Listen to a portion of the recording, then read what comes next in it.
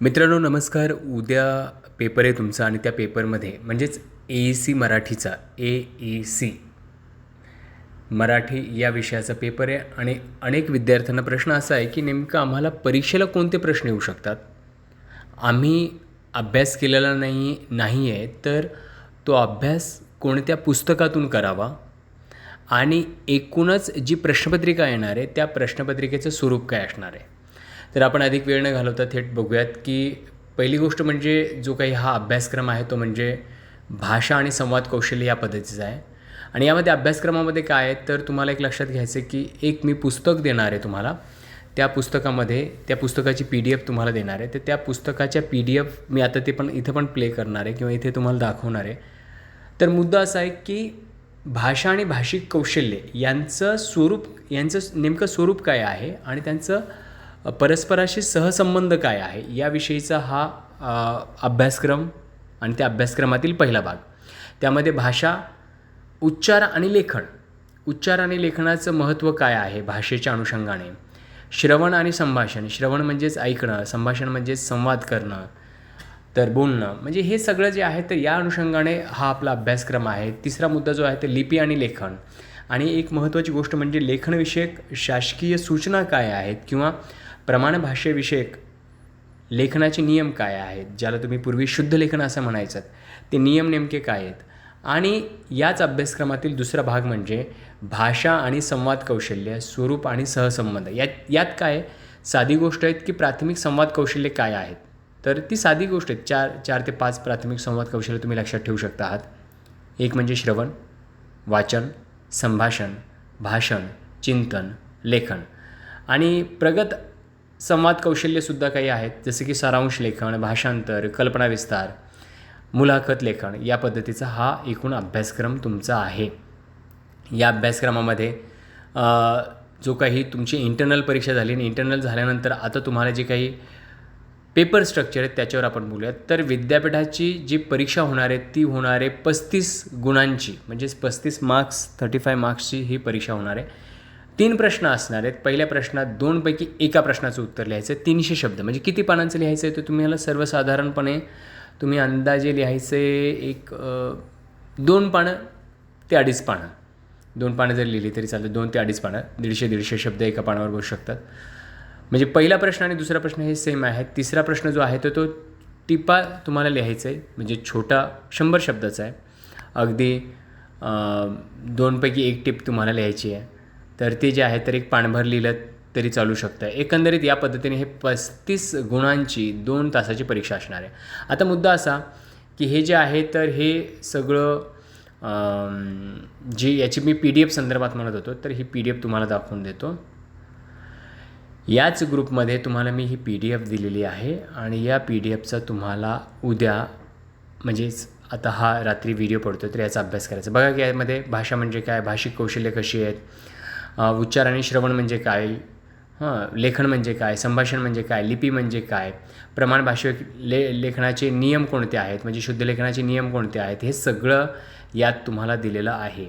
बघा एक प्रश्न असा येऊ शकतो की भाषा कौशल्याचे म्हणजे माफ करा, प्रश्न बघा तो असा येण्याची शक्यता आहे की भाषा म्हणजे काय ते सांगून भाषेची वैशिष्ट्ये लिहा, किंवा भाषा म्हणजे काय सांगून भाषा म्हणजे काय ते सांगून स्वरूप आणि वैशिष्ट्ये स्पष्ट करा, असा एखादा प्रश्न येऊ शकतो आहे. दुसरा प्रश्न असा येऊ शकतो तुम्हाला, भाषिक कौशल्यांचा विकास कसा करावा, हा एखादा प्रश्न तुम्हाला येऊ शकतो आहे. त्यामध्ये कसं करावं तर साधी गोष्ट आहे, वाचनाचा सराव केला पाहिजे, आपण बोलण्याचा सराव केला पाहिजे, प्रॅक्टिस केली पाहिजे, लेखनाची प्रॅक्टिस केली पाहिजे, म्हणजेच भाषिक कौशल्याचा विकास होतो. आणि अजून एक महत्त्वाचा प्रश्न येऊ शकतो की उच्चार आणि लेखन म्हणजे काय आणि ते भाषा आणि त्यांचा सहसंबंध काय, या अनुषंगाने सुद्धा तुम्हाला प्रश्न विचारला जाऊ शकतो आहे. उच्चार म्हणजे काय, योग्य उच्चार कशी करावी, ते उच्चार करण्यासाठी कोणत्या पद्धती वापराव्यात, असा एखादा प्रश्न येऊ शकतो आहे. आणि अजून एक प्रश्न जो आहे तो म्हणजे श्रवण आणि संभाषण म्हणजे काय, या संदर्भात सुद्धा प्रश्न येऊ शकतो. मग श्रवण म्हणजे काय, म्हणजे श्रवण म्हणजे काय, साधी गोष्ट आहे की श्रवण म्हणजे ऐकणं. इथे सगळ्या व्याख्या वगैरे सगळं दिलेलं आहे, विश्लेषण पण केलेलं, म्हणजे त्याचं विस्तृतपणे माहिती दिली आहे. आता महत्त्वाचं असं आहे की श्रवणाचं महत्त्व काय आहे. तर श्रवणाचं महत्त्व काय आहे तर हे तुम्हाला सांगता येऊ शकतं आहे. त्याचबरोबर चांगल्या श्रवणासाठी काय करावं, म्हणजे चांगलं ऐकण्यासाठी आपण काय केलं पाहिजे किंवा त्याचा आपल्या व्यक्तिमत्वावर कसा परिणाम होतो या संदर्भात सुद्धा एखादा प्रश्न येऊ शकतो आहे. पुढचा एखादा प्रश्न असा येऊ शकतो बघा की संभाषण म्हणजे काय, चांगल्या संभाषणासाठी काय करायला हवे आपण, असा एखादा प्रश्न येऊ शकतो तुम्हाला. त्याचबरोबर एक 100% प्रश्न येणार लिपी आणि लेखनाविषयीचा, म्हणजे प्रमाण भाषाविषयक जे लेखनाचे नियम आहेत, म्हणजे मराठीची जी लिपी आहे ती देवनागरी आहे, मग ती कशी काय, कशा पद्धतीने ते ध्वनी कशी आहेत, स्वर कसं आहे, व्यंजन कशी आहेत, मग लिपी म्हणजे काय आणि लिपीचं महत्त्व काय, हे सुद्धा तुम्हाला प्रश्न येऊ शकतो. त्यामुळे याचीसुद्धा तयारी करा. एक प्रश्न 100% येण्याची शक्यता आहे, तो म्हणजे प्रमाण भाषेसाठी लेखनाचे मूलभूत नियम काय आहेत, हा प्रश्न शक्यता येण्याची जास्त शक्यता या प्रश्नाला येण्याची. पुढे जातो थोडंसं, आणि ही जी दुसरी PDF आहे यामध्ये तुम्हाला